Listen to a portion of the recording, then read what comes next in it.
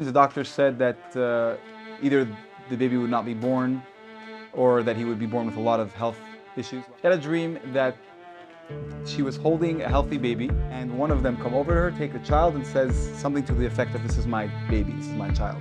The Rebbe called her back. She didn't hear, so one of the maskirim had to call her back.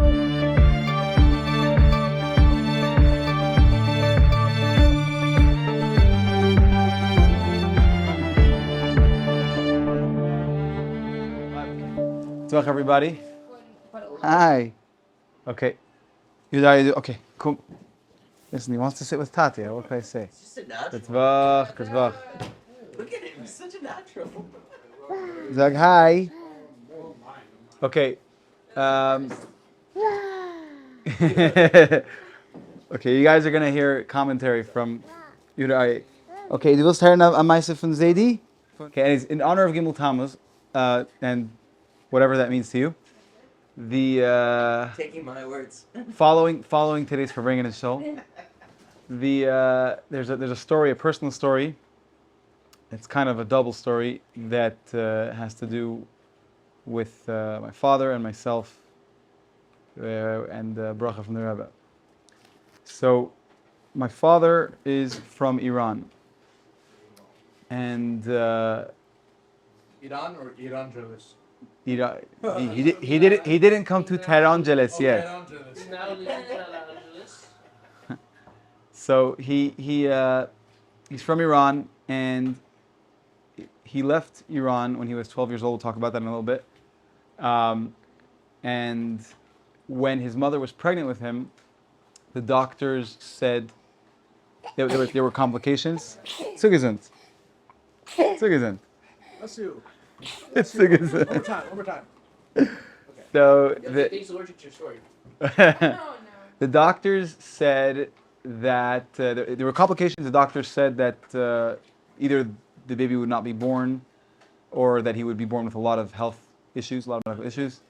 And obviously this upset my grandmother very much. And she had a dream, I guess, in between when my father was born, in between then and when my father was born. She had a dream that she was holding a healthy baby and there were some rabbis in the distance.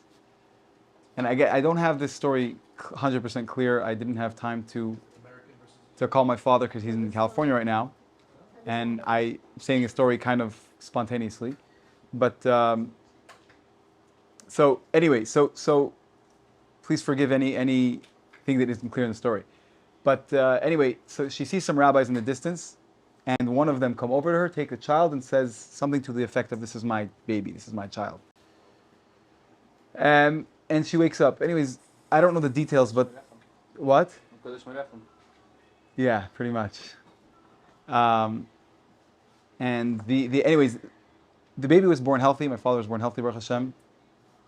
And as is known, there was a revolution in Iran. It was not safe, and over 1,000 kids, I believe, were brought in the year 78 or 79 from Iran. Du willst gehen? Geh zu Mami. They were brought from Iran through the Rebbe's instruction. A lot of people were involved, but they were brought to New York, either through Italy or through Vienna, I believe, and then eventually they were placed in. It was an amazing operation.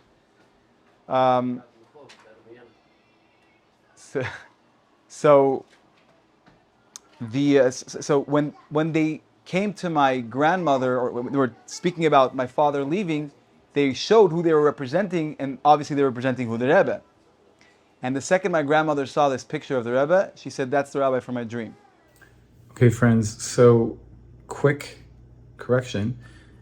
This part of the story where my grandmother sees the picture of the Rebbe actually happened much later. When my father left Iran, he just left because that's what was logical at the time, because the future in Iran was uncertain. And only much later, when my grandmother moved to Eretz Yisrael, and my father visited her there, did she see a picture of the Rebbe and mention that that's the rabbi from her dream. So sorry about that, and that's the correction. Now, again, this is a story of my family. I plan to interview my grandmother to see what she has to say about it. But this is basically the story of my father, who's now how he was born with the Bracha of the Rebbe, and now he's touching the lives of thousands of Yidden in Los Angeles and doing amazing work. Now, my story. So my mother, when she was pregnant with me, I'm not going to go into the details, but there were medical complications that affected her. If she would walk, let's say a half a block or a block, right away there would be major signs of pregnancy issues. Yes, I was pain in the, I don't know what, but yeah, from the beginning. Anyway, so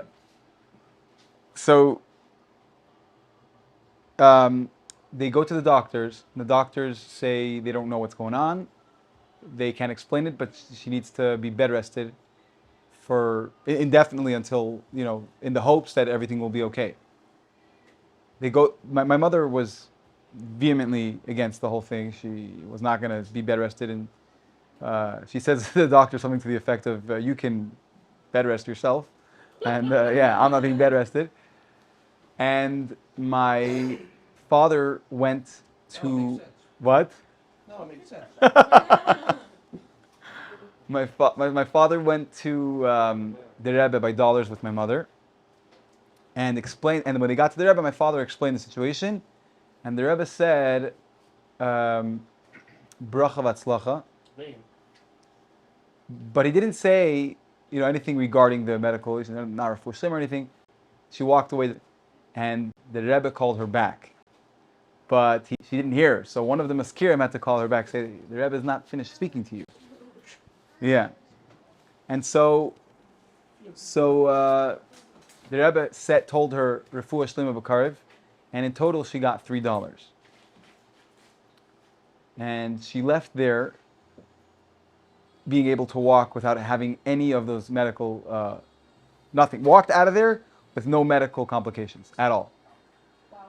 And again, these were medical complications that were very apparent just by walking a very short distance. So it was very clear the doctors, didn't have any explanation for it other than obviously it was a miracle.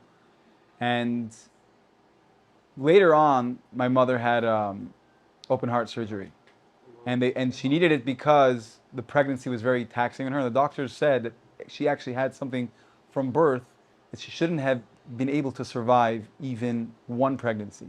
And she had 3 children, myself and 2 younger siblings. And my mother, always finishes that story saying, $3 for 3 children.